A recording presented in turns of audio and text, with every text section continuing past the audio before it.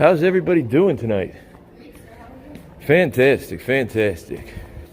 Remember I told you to buckle up? Have you been wearing your seatbelt? Good job, guys. Put your seatbelt on. You don't got your seatbelt on. My man, you don't got your seatbelt on. You're driving without your seatbelt on. Huh? Couldn't get her ticket. You didn't have your seatbelt on. Yeah, all right. What's your name there, Simmons? Simmons 19757. 19757. Yeah, we all got to move cars, Simmons, but when we do it safely. Put your seatbelt on next time, okay? Thank you. I told them, listen, I told everybody I know, the state troopers are the civic, the bone of the civic community, the backbone of the civic community. Here is my man. What is that? How do you pronounce your name there, sir? You can help me by telling me how you pronounce your name. Okay, so tell me how you pronounce your name and I'll be out your hair. Look at this, the professionalism of Etheridge. B. Etheridge working on his report. He can't talk and work on his report at 2 times. Listen, don't walk and chew gum. You might trip, Etheridge. Don't do it. I would hate to see you impale yourself on a garden rake. Come on, who else? At the Cook County Department of Corrections, so at 26th in California, you had a garden. I work in a garden area. Okay. Oh, so you work and you're able to come and go. It's a regular job. Not while you were there, you had it. Do you work with the inmates? No, I'm not joking at all. There's nothing. I am an inmate. Oh my God! God bless you, dude. You did the impossible. You got beyond the. You are my man, dude. You did it.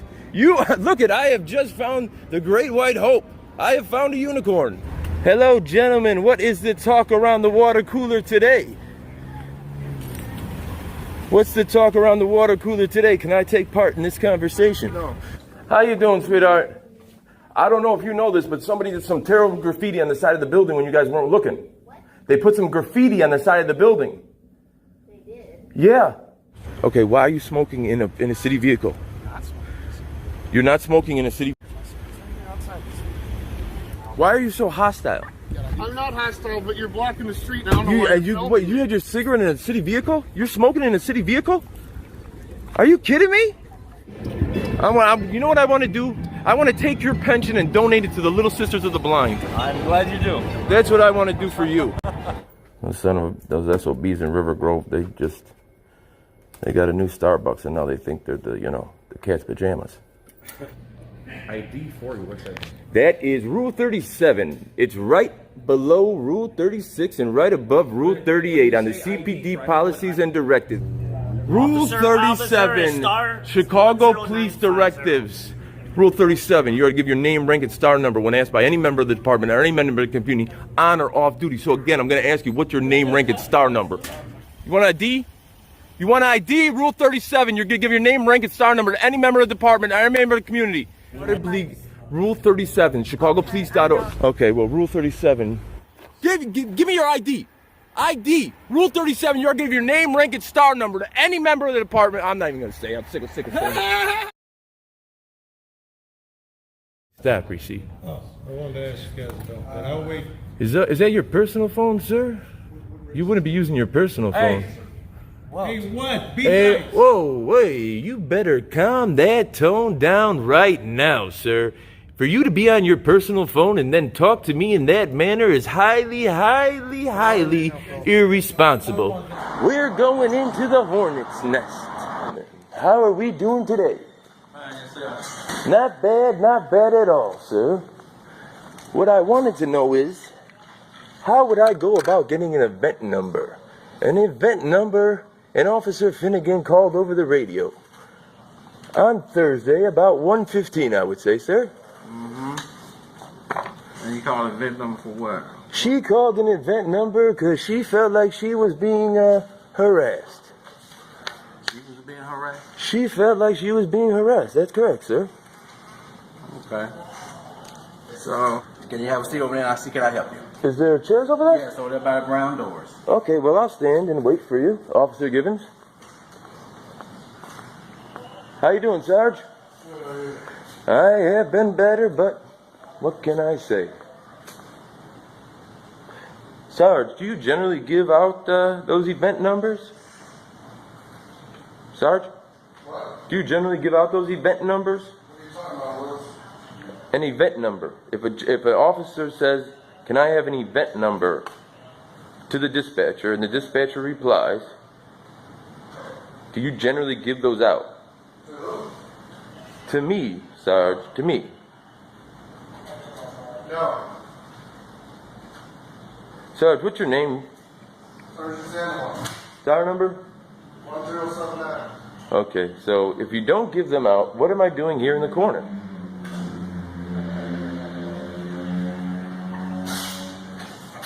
Sarge, there must be a loose connection on your end. Am I getting a... What was I going and standing in the corner for, sir? I was going to see, can I help you once I finish my paperwork, but the sergeant said we cannot give you an event number. Sarge shut that down in the door, didn't he? You were going to do it, but the Sarge thought better of it. Okay, what can we do? So you do give out event numbers to some people, it seems like. No, you have to, anything you have to get from 3510 South Michigan, I'm assuming. But you were saying you were going to get it for me. I was going to try to assist you to see what you was talking about. Yeah, I was talking about an event number, sir. Did it get lost in translation? I guess it did, sir. Are you aware of what an event number is? Sir, can I give you the event number? Can I help you with anything else? No, that'd be it. Okay. We're with some gentlemen from Indiana.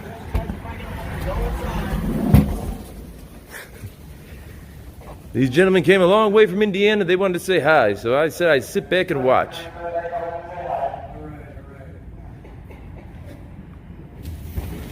I let them do their thing. Having your fresh coffee and donuts, I'm hungry. You know, I've noticed that all of these seem to look alike. Yeah, they do it by design, right? Yeah. Qualified immunity, the leader of the Blue Line Gang.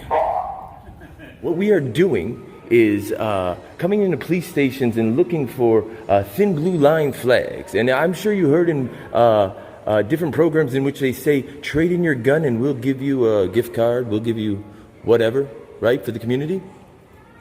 You've never heard of a trade in your gun program? Well, they do that in certain communities. They say, if you give us your gun, we'll give you a gift certificate for $150. Now, what I'm doing is I'm willing to take any of your thin blue line flags and then I will give you this Betsy Ross 50 stars, 13 stripes flags in return.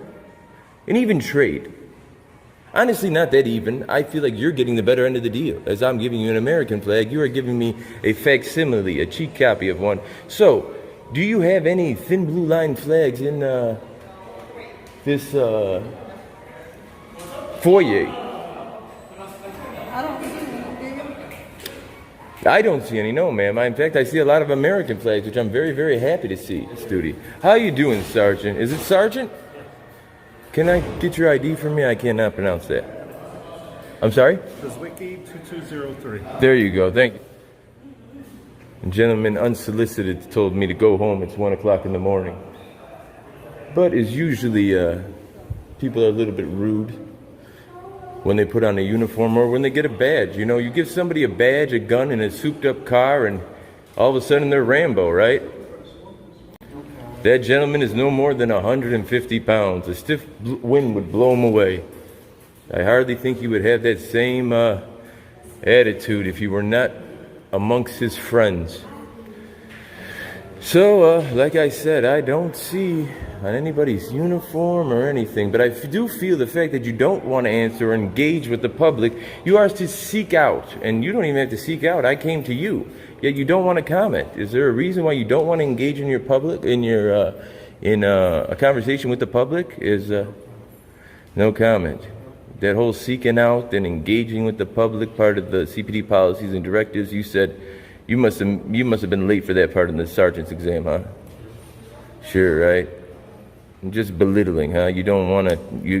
It's beneath you to talk to the public, right? The civilian officer over there had much more to say and was much more interactive.